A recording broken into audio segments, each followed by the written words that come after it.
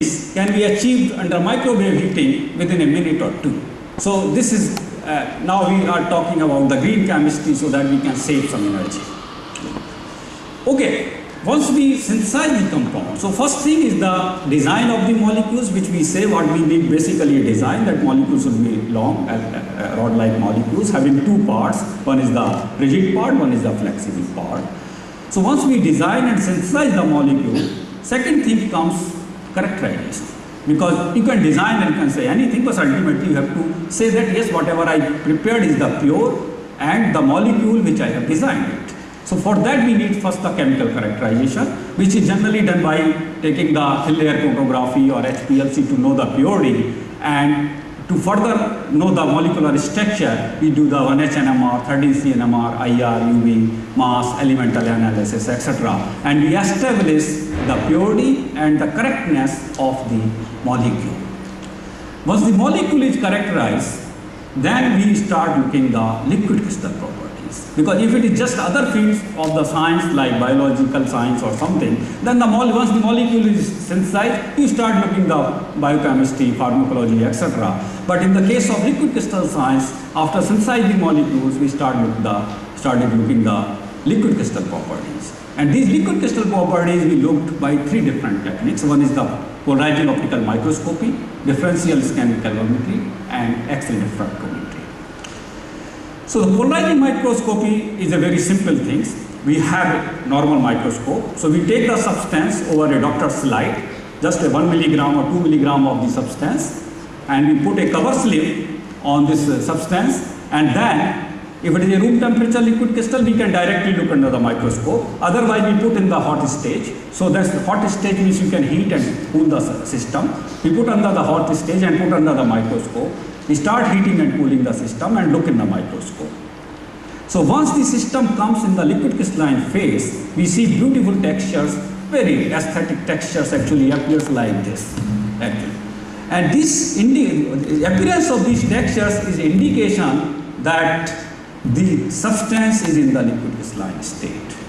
But sometimes these textures are misleading also, because textures are appearance is primarily because of the birefringence which is coming out from like crystalline nature of the molecules. Because a liquid, if isotropic liquid, you will not see any birefringence. So birefringence is coming from because of the crystalline nature of the molecule. So sometimes a crystal can also show the birefringence, and therefore it is important to make sure the phase is in the liquid-like state. So to really understand that, to know that exactly, if you press the slide, so the slide which you have here, which you put to look at the microscope, if you press that slide, then these textures get disturbed, shear. So there is a shearability, there is a mobility in the system, which is only in the case of liquid crystal. In the case of crystal, you will not see any mobility. So what is important to have both mobility and order, our birefringence in the system.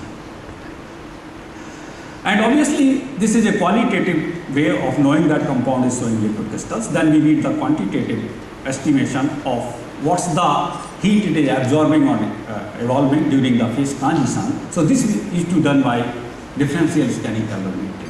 So in DSC, basically you have the two cells. One is the reference cell, one is the sample cell. And then you start, once you start heating, at a certain temperature, the molecule absorbs the heat and gives a peak, which is corresponding to a melting point for a normal material.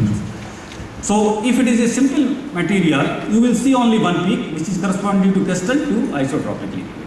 But if it is a liquid crystalline materials, then the first peak comes because of the melting of the substance, which is generally the melting of the aliphatic chains, which is surrounding the system, surrounding the molecules. If you further heat, then there is another peak appears, which is corresponding to the liquid crystalline phase or mesophase to isotropic phase. So this state between the crystal and isotropic, this state is the liquid crystalline state basically. So this is the most important state. So same thing you see while you are cooling the system. In between there may be many other phases, liquid crystalline phases also. It's not that only one phase appears, there may be several other phases also appear, so you see more phases, more. So by this you can calculate the delta H and fulfill of entropy of the phase transitions and all this. And finally, you have to understand how the molecules are packed. in the liquid crystalline state, and for that we have to do X-ray diffractometry. So X-ray provides in general a lot of information actually, not only the crystalline state but also in the liquid crystalline states. So for instance, this gives us the molecular conformation, interatomic distances, direction and orientation of the molecular axis, degree of orientation, short range or long range order, and many more really how the molecules are packed. So basic typical XRD is a very simple system. You have an X-ray source, monochromator, and then you have the sample holder, and then you basically detector. Here I would like to tell you that there is little difference between the X-ray of single crystal and X-ray of liquid crystal materials. So they are two different things. In the case of single crystal, because generally people get confused from the X-ray of liquid crystal with the X-ray of crystalline materials. In the crystalline materials, you have to grow a single crystal, you have to mount on the X-ray tip, and then you get the diffraction patterns. In the case of liquid crystal, because molecules are in the liquid-like state, you just put materials in the sample, it's like a powder sample, and you heat it to the liquid crystalline state, and then you detect the X-ray diffractions. So basic, I think this is the simple Bragg law, which gives the idea of in the X-ray how the molecules, what is the layer spacing, what is the length of the molecule, etc. So by the n lambda is equal to 2d sine theta, you know the lambda, but the wavelength you are from the X-ray beam, and you know the theta, which is you are basically measuring, and so you can get the dd is basically the length of the molecules or the in the layer spacings which you get with how the molecules are packed. So this type of diffraction pattern generally comes. So if it is a crystalline compound, you see very sharp lines, but because this is a liquid-like materials, still having the crystalline properties, you see the diffuse peaks, and these diffuse peaks, this is the called the small angle region, this is the wide angle region. You can translate by computer to a theta intensity versus the theta, and from these different peaks, basically you know how the molecules are packed in a liquid crystalline state. So you get the not only the length of the molecules, they are packing how the molecules are packed in different liquid crystalline state. Okay, so based on these three parameters, we really have several liquid crystalline phases has been characterized.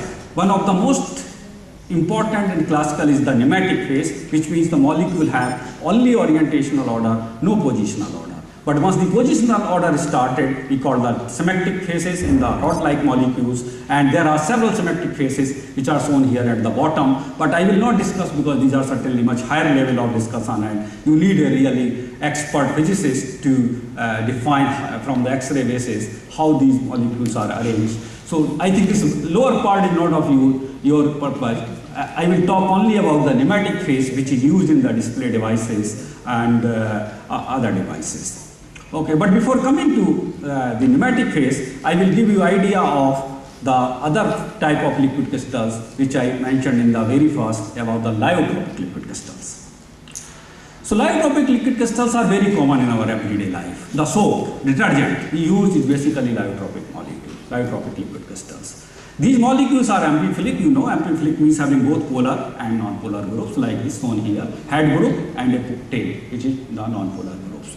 So under certain conditions, under certain concentration, which is called the critical micellar concentration, they start forming the micelles. And these micelles start organizing into different orders, supramolecular orders, and this forms the liquid crystal phases. Second important thing is in the biology is the phospholipid. We know the cell membrane is formed from the phospholipids. There will be no life without the self-organization of the phospholipids in the cell membrane. So the cell membrane formation is because of the liquid crystal formation. You have the phospholipid, you have the polar group, you have the non-polar aliphatic chains. These phospholipids start organizing into layers. This is basically a symmetric liquid crystals. A lot of work is going in actually, soap industries and others, but probably one of the most important area in this lyotropic liquid crystal is essentially that DNA forms the liquid crystal. This is very, very exciting, but as a chemist you say So what? For chemist, DNA is nothing but a polymer. Okay, it is a certainly biological molecule, but chemistry point of view, DNA is just a polymer, that's all. And the very beginning I say that any substance, whether it's monomeric, oligomeric or polymeric, can form liquid crystal. So a polymer is forming liquid crystals. What's the unusual thing? But the unusual thing is that DNA forms the liquid crystal in the concentration which is almost the same concentration DNA present in our body. Roughly 40 to 60% local concentration of the DNA in our body. So this means probably the mother nature preserved the DNA in our body in the form of liquid crystal. And when mother nature do something, then obviously we have to some reasoning, and we have to really lot to understand. Another important thing which recently appeared is that if you take a fragment of the DNA, they call nano DNA. Nano is a buzzword, so we can say many things, but basically nano DNA is nothing but a small fragment of the DNA, maybe 20 base pair or 22 base pairs or something. This is called the nano DNA. So if you take a fragment of this DNA of the opposite helicity, then they self-organize to form liquid crystal. But if you take the same nano DNA of the same helicity, they do not form the liquid crystal cases. So what is the significance of this thing is that the formation of liquid crystals by these small molecules or DNA pairs has probably played a significant role in the evaluation of the life itself. At the very beginning, when the life evaluated, probably liquid crystals have played some significant role. One other and the last example of the lyotropic liquid crystals that, recently in fact it has also been shown that if you use certain drugs in the form of liquid crystals, they are more effective and less toxic. So one has to really understand what's the mechanism, why such liquid crystalline drugs are better than the normal drugs. And finally, I will tell in this series that one of the compounds, polymer, which probably you may know, Kevlar. This is used in bulletproof jackets and many other applications. This is basically a lyotropic liquid crystalline systems. So your normal polymers is random coil configuration have no such strength. But if it is liquid crystalline, these are the ordered molecules. Because of that, huge strength comes in the system, and that's why these molecules, these materials can be used for bulletproof jackets or many other military applications. Before I come to the pneumatic liquid crystals and their application in LCD, I would like if you have some questions with respect to this basic science of liquid crystals. Any questions?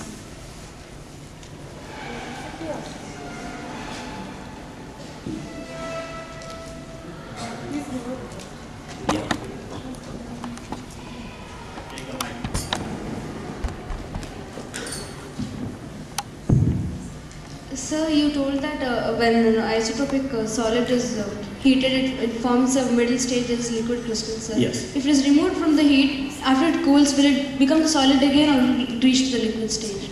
Yes, this is a reversible process by and large. So if you heat, a solid comes to liquid crystalline state, then it goes to isotropic liquid. If you cool it, it comes to liquid crystalline state, then goes to isotropic. So generally this is a reversible case. Thank you.